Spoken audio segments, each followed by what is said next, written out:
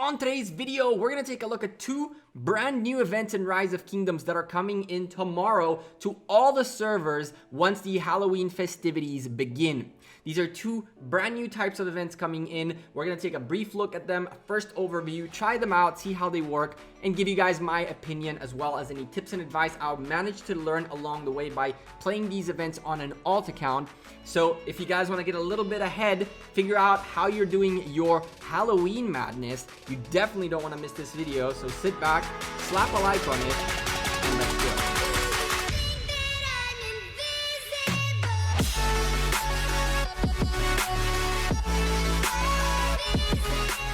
Hey there YouTube, welcome back to Gekko Gaming. Today, we are going to look at two events that are coming in tomorrow. We're here ahead of time to give you guys a little bit of insight about two brand new events that are coming in. One of them really cool, the other one I really am questioning whether I like it or not. Everything you need to know about these events, as far as I know, as well as my opinions in this video. If you like Rise of Kingdoms content and all that good stuff, make sure you are subscribed to the channel. And of course, turn on the bell for notifications every time we upload a new video.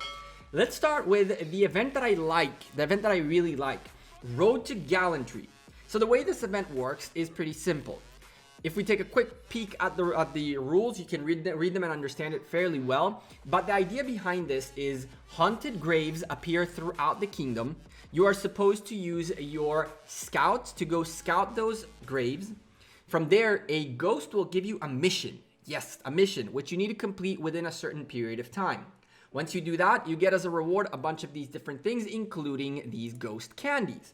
Once you get these ghost candies and you have enough of them, you can summon a witch, which you can either solo as well as rally. And this is the point where I got stuck in this event, because on this alt account, I still don't have the ability to really get all these things done. We're working on getting this alt account established. But for now, we got all the way to the witch. And from my understanding, the witch is pretty worth it. But again, I haven't had the opportunity to dabble with her yet. So once you get there, believe me, all these events are usually pretty fun. And the graves are awesome, the rewards are really cool, and in general, just something to do on your day-to-day. I love this event. Let's take a look at how it works. So you can see I got pretty lucky. Right next to my Gekko Cam 1002, we have a grave. Now, this haunted grave, you can investigate it. And when you investigate it, what ends up happening is you get this quest that is specific for this grave. Now, you can either accept it or decline it. But you definitely need to know that once you decline it, you cannot scout the same grave for 30 minutes. So it's important for you to know that. Now, training 1500 tier 2 or above sieges might be something we could potentially get done on this account. So let's try this really quickly and cut forward and see if I managed to get it done or not.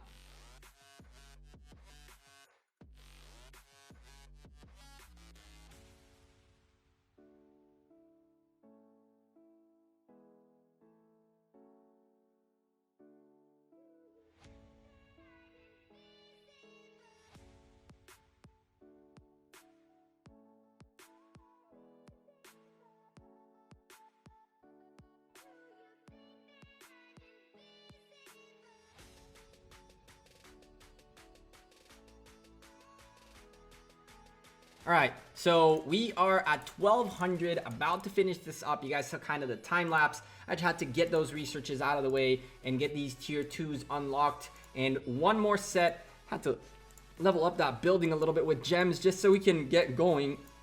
Not the most efficient thing to do, but again, this is an alt account. Its job is just for content, and this is the kind of stuff we made it for. You can see we have 1400 out of 1500 trained. Once we click that, bam. Side quest, Mad Destroyer completed. I wonder if Mad Destroyer had anything to do. No, it's only training sieges, which is cool. Once we got that done, it looks like we have completed the mission. Done deal. And now it looks like we just gotta wait out the timer or something. Did we get the rewards right here? I don't see any rewards so far, so I'm assuming that within at the time period or something like that, we should be getting the rewards. As you can see, the rewards are really nice. The rewards are really, really nice. We're looking at a little bit of resources. I like this. This is a lot of AP. 200 AP for almost no work. If you are a bigger account, you pretty much trained one set of troops, and that upgraded your tier 2s to tier 4 siege or something, and that was that. 5,000 XP and a ghost candy. Let's go take a quick peek and see. We can claim right there our rewards, and now we have 1 out of 5. That's what you keep doing. The cool thing about this event is that you have a lot of these awesome things, awesome graves all over the map. You just got to really take a look and find them.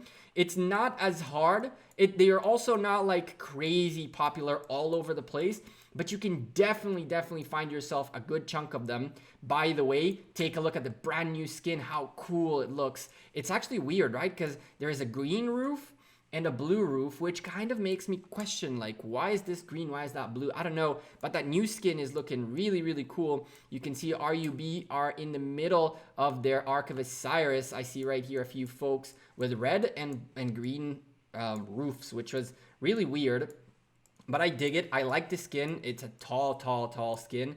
We're taking a look here, trying to find another grave, see if we can find one really quickly. If we don't find one, then we'll just leave it be. I'll show you guys. I already scouted a few of these, and the really cool thing that they added in the game that I really dig about this event is that this is not just a regular scout. So here's another grave. Let's go. I have already scouted it in the past. When I tested this event, I figured out how to do things, and I just searched it up. Once you scout a certain grave, you cannot rescout it unless you either accept or decline. And once you decline, it will require you a 30-minute cooldown, and the rewards vary based on the quest itself. So if I decline right now, you'll see in a moment, you cannot investigate this for another 30 minutes. And the really cool thing is you have a ghost-timed quests, and you have all of them in here, including the description. So you don't have to accept or decline your quests immediately. You can send scouts all over the place, figure out which quests you want to get done, and then you just simply go click on one of them. This one was the one I declined, which we cannot do anymore until in 30 minutes. And so this one was a previous quest. Again, 30 minutes. It had a previous quest before that, but you get the gist. Really cool event, small rewards all over the place. You get the witch, extra rewards. I like it. Things to do. You use your scout, you use your troops, you do things to get better, increase your power, troops, hunt barbarians. Very cool stuff. I love this event. 10 out of 10 in my opinion. Hopefully the rewards from the witch are really worth it, and this is something we can enjoy throughout the 3 days the event is out. Let's go talk about the other event. And the other event is the one that I have a small problem with, and I'll explain to you why once we go over all the rules and everything. So Garden of Infinity is essentially kind of like this Monopoly type of game that you roll a dice and then you move on the map, and wherever you land on the map, you get the rewards of that block. Which means that when I rolled for the first time trying to understand how this event works, I ended up falling on 4. Which gave me 8 hours building speed-ups. Not amazing. But there are tons of material chests and blueprint chests all over the place, including some very cool blueprints. I believe these are also fragments, kind of like the previous boxes we saw on Shadow Legion. But again, just like there, I believe that you'll get more than one piece out of them. And all this is you roll and you move on and grab rewards. Now, every day, you will get a gold dice. Every time you log in on the 3 days this thing is going on, you'll get a golden dice. And when you roll the golden dice, it's pretty much a free move and free rewards. Now, on top of all that, gold dice, as I mentioned, resets every day or as soon as you press start for the first time. And the item space will provide double the rewards as long as you're going with a gold dice. So in theory, the most you can get is a 4x of whatever number you got, which means you get to move 4 times the amount you moved. And again, because I picked up 8, I believe this will be 8 hours, I'll get 8 hours. Now, let's roll the gold dice and then explain to you guys the next button, the silver dice. And this is where things get a little dicey in my opinion. No pun intended. So let's click gold roll. All right, here we get a 3. 1, 2, 3. We hopped over the 2x and we got ourselves the rewards. Bam, done deal. No more gold dice remaining. And now comes the part that I am very unhappy about. So on top of gold dice, you have the ability to roll 30 silver dice a day at a cost of 650 gems. So a total of what would be 6,500 times 3, 18, 19 and a half thousand gems. You can roll 30 times a day, and of course, get yourself wherever you land on. Now, when you finish the loop, you get, I believe in here, you collect a gold dice as you pass, and you go again. So ideally, if you're spending these, you will get a couple of slaps around, and on top of that, you'll get more gold dice. You have 2, 4, 6, 8, 10, 12, 14, 16, 18, 20, 22, 24, 26, 28, or well, technically 27, and then you go here, steps, which means that if you do really, really, really well, pick six every time you roll, you're gonna need 5 rolls to go around 1 time, which means to get a gold dice by doing the whole spin, the cheapest it'll be will be 5 times 650, which is 3,250 gems, and that's best case scenario, rolling only 6s. The reason I really don't like this event is because the prizes you get out of 650 gems are really, really, really, really not worth it for anyone who is either a free-to-play player, obviously, a low spender, and truthfully, even a medium spender. And I would say that even big players really won't get that good of rewards out of their gems. This is really for the Krakens, for the big boys who really don't care for 60,000 gems and want to get ahead on getting their materials. This seems to me like a very, very expensive way to potentially get a lot of these and these parts material choices, which truthfully, even if you land on here 10 times, it'll cost you so many gems to get 30 of these that, and again, with 30 pieces, you cannot get anything done. It's just a good portion, but it's not enough to get a piece of material. I don't really know how much this event is made for anything but the big players, and of course, those of us rolling our free gold dice every day. To make matters worse, if you spend the gems and spin silver dice, you get extra rewards, more blueprint boxes and level 3 choice materials, then level 4 choice materials, all over the place. So on top of making it super expensive and very much not worth the gems, you're also making it so those who spend the gems will guarantee themselves some rewards.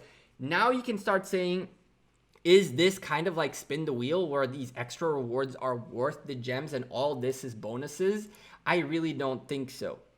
Truthfully, I believe this event is not really balanced for anyone but the big spenders. And this is how those guys start getting ahead with their equipment.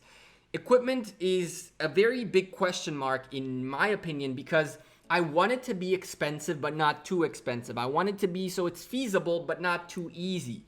But at the same time, right now it's very hard, and these kinds of events are shortcuts that require you to spend massive amounts of gems that are not necessarily worth it.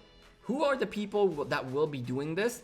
The rally leaders, the big players who are very, very important to have the best gear, who are looking to have that 1 extra % ahead of the next defense. And so folks that are the big boy rally leaders will go all over this event, spin as much as they can to get as many material chests and blueprints as they can. But the average Joe and the free-to-play player and the medium spender and the low spenders and even the heavy spenders, not the whales, those who spend a couple grand a month, really won't see that many rewards out of this. I'm not a big fan of this event at all. I will not be spinning beyond the free gold dice, but there might be something that I'm missing. we've had very little time with this event, so hopefully tomorrow when all of you beautiful people get into this and start doing it, maybe you'll notice something that I haven't that'll make this worth it. But as of right now, it is not like the Wheel of Fortune where you get legendary commander sculptures which make it worth it. The best thing you can get are blueprints and level 4 material chests, which are very important, but the quantities aren't that good. We're talking about 2, 4, and 8 total. Blueprint boxes are kind of decent. Okay, you get 4 there, 4 here, and 2 here, so 10 total blueprint boxes. I don't know. I'm not a fan. Let me know in the comments down below what you guys think. I am very much looking forward for the Road to Gallantry. I feel like this event is going to be much more fun for everybody to partake in. That other event, though, not so much. Not too happy about it, and I'm sure you guys won't be either. Anyway, leave me a comment down below. Let me know what you think. I'm Gekko. I'm out of here. Thank you guys very much for watching this video. I hope you found it informative, helpful, useful in any shape or form for you guys to get ready for what's coming tomorrow. If you guys want to keep an eye on what I'm doing, Twitter, Facebook, Instagram, and Discord, all in the description down below. Come join us on Discord. And again, I'll see you guys sooner rather than later. Take care, and thank you very much for all your awesome support lately, as well as all your feedback. I take it very seriously, and we're going to make some changes in the videos coming up in the next week or so regarding Lost Kingdom 135. That'll make things a lot easier for you guys. So yeah, take care. Bye.